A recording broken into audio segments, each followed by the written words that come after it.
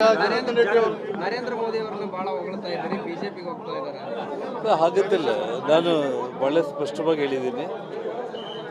ಕಲ್ಯಾಣ ರಾಜ್ಯ ಪ್ರಗತಿ ಪಕ್ಷದ ಜೊತೆಯಲ್ಲಿ ಭಾರತೀಯ ಜನತಾ ಪಕ್ಷ ಹೊಂದಾಣಿಕೆ ಮಾಡಿಕೊಂಡು ಚುನಾವಣೆಗೆ ಹೋಗೋದಕ್ಕೆ ಅವರು ಸಿದ್ಧವಾಗಿದ್ದರೆ ನಾನು ಅವ್ರ ಜೊತೆಯಲ್ಲಿ ಪ್ರಯಾಣ ಮಾಡಲಿಕ್ಕೆ ಸಿದ್ಧವಾಗಿದ್ದೇನೆ.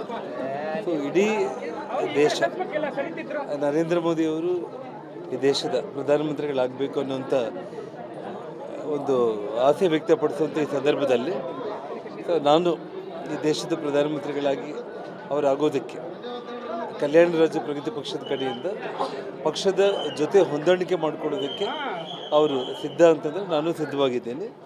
ಇಲ್ಲಾಂದರೂ ಕೂಡ ಕಲ್ಯಾಣ ರಾಜ್ಯ ಪ್ರಗತಿ ಪಕ್ಷದ ವತಿಯಿಂದ ನಾನು ಗೆದ್ದ ನಂತರ ಆದರೂ ಕೂಡ ಭಾರತೀಯ ಜನತಾ ಪಕ್ಷಕ್ಕೆ ಸಪೋರ್ಟ್ ಮಾಡ್ತೀನಿ.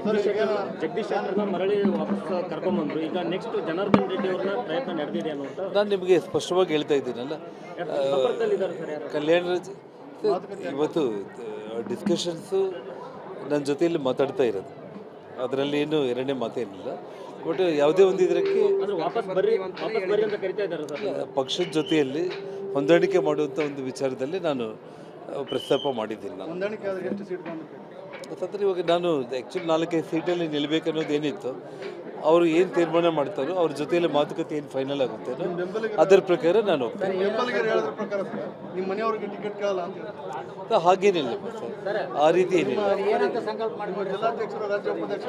ನಾನೇಂದರೆ ಇಡೀ ಕನ್ನಡ ನಾಡು ರಾಷ್ಟ್ರ ಶಾಂತಿಯುತವಾಗಿ ಒಳ್ಳೆಯ ಅಭಿವೃದ್ಧಿ ಪಥದತ್ತ ಹೋಗಿ ಇಡೀ ದೇಶದಲ್ಲೇ ಒಳ್ಳೆಯ ಕೆಲಸಗಳಾಗಬೇಕು ಅಂತೇಳಿ ನಾನು ಪ್ರಾರ್ಥನೆ ಮಾಡ್ತೀನಿ.